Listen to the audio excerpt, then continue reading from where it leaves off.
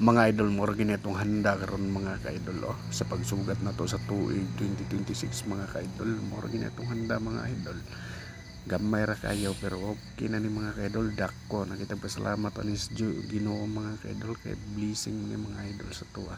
Bisang ginagmay ra ni mga idol pero dami naman kayo ni itong kaunon niya mga idol natay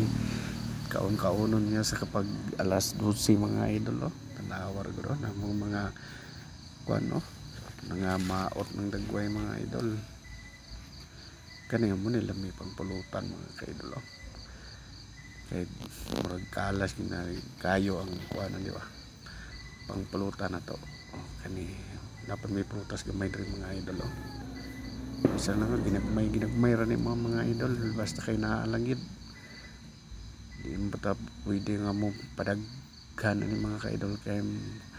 low budget mo na mga idol mo na siya itong pagsugat sa tuig 2026 mga ka-idol nga low budget lang ta mga idol okay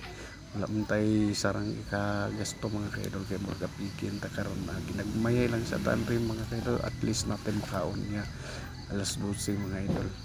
mga idol tama na siguro ni karon na sa pagsugat natos bagong tuig mga ka-idol no kini atong nakita karon lang natay pag napajoy karni diha nga pakabin mga ka-idol pagpulutan no napajoy itlog parting goods kay